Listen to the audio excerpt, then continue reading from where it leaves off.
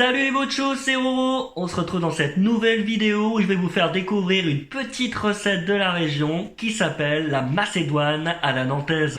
Avant, passer au fourneau et je pense que vous l'avez remarqué, priorité à la sécurité compte tenu du contexte, j'ai décidé de porter un petit sac plastique au niveau des cheveux pour éviter que les microbes ne tombent dans le plat, mais également des gants en plastique pour assurer les mesures d'hygiène lors de la conception de notre macédoine. Sans plus attendre, découvrons tout de suite les ingrédients de notre plat.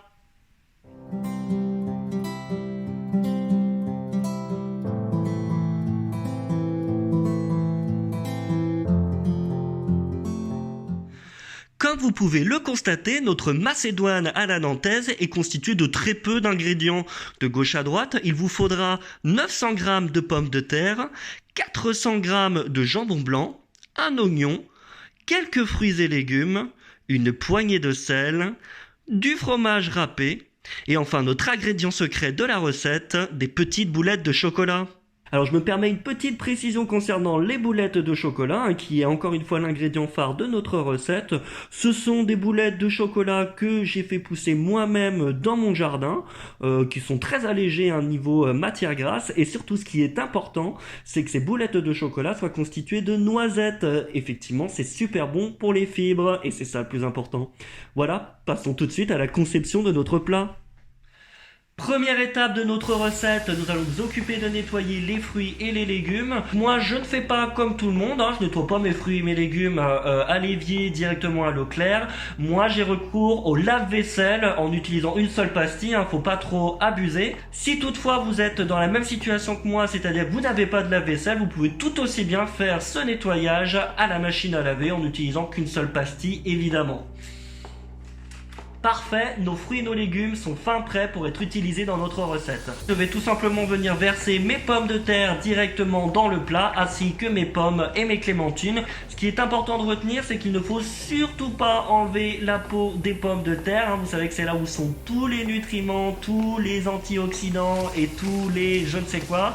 Voilà, donc c'est important de bien garder la peau et de mettre la totalité de la pomme de terre directement dans le plat. Allez.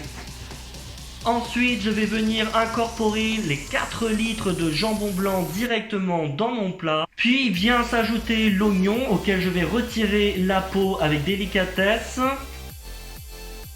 Mais non, messieurs dames, non, on ne retire pas la peau de l'oignon non plus. Donc je me contente juste de balancer l'oignon directement dans le plat. Alors à ce stade, il est important de veiller à bien mélanger la totalité des constituants du plat. Si vous n'obtenez pas une forme homogène, c'est pas la peine de continuer, vous n'y arriverez pas. Donc on mélange. Une fois que vous êtes parvenu à obtenir cette forme homogène, faut pas perdre espoir, vous allez y arriver. Vous pouvez ajouter le sel. On y va en toute petite quantité.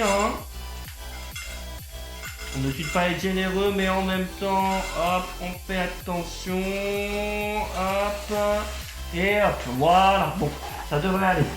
Est arrivé le moment essentiel de notre recette, celui où on doit ajouter les boulettes de chocolat. Alors, c'est essentiel que ces boulettes de chocolat restent à température ambiante avant de les ajouter dans la recette. C'est essentiel, très essentiel. Pour ce faire, on va tout simplement devoir les goûter. Donc je vais en goûter une seule. Je pense qu'il faut encore attendre un petit peu avant de les rajouter dans le plat. Donc on va attendre qu'elles prennent la température ambiante comme je vous l'ai dit.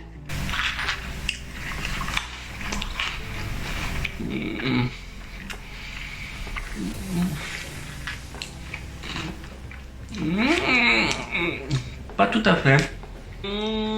Ah ça y est, je pense qu'on y est là, on est bon, là on va pouvoir poursuivre. Donc voilà, je vais verser tout simplement les petites boulettes de chocolat dans le plat.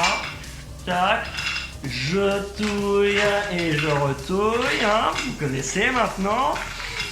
Et je vais achever la préparation de ce plat en fourrant ma macédoine avec le fromage râpé. Voilà, la préparation de ma macédoine à la nantaise est enfin terminée. Il ne me reste plus qu'à enfourner très profondément le plat dans le four pour une durée qui va aller entre 10 et 45 minutes. Le temps de la cuisson du plat, je vous propose tout de suite de faire un point sur la météo du jour avec Chantal. À vous Chantal.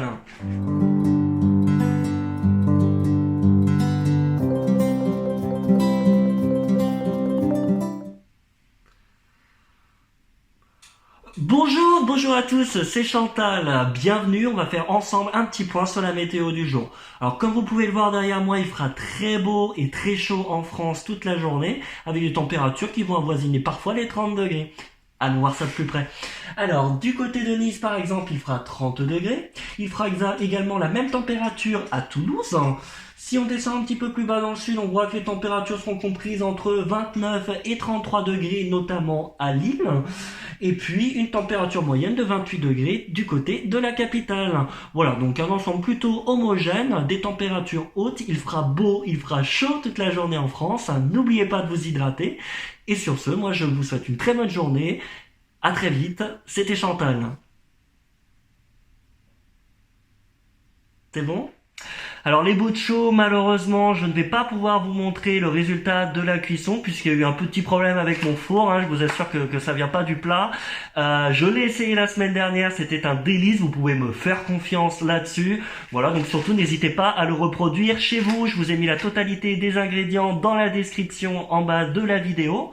N'hésitez pas à vous abonner à ma page pour découvrir d'autres recettes délicieuses comme celle-ci et d'autres tutoriels pour apprendre à mieux cuisiner avec Roro. Voilà, je vous embrasse et je vous souhaite à tous un très bon confinement.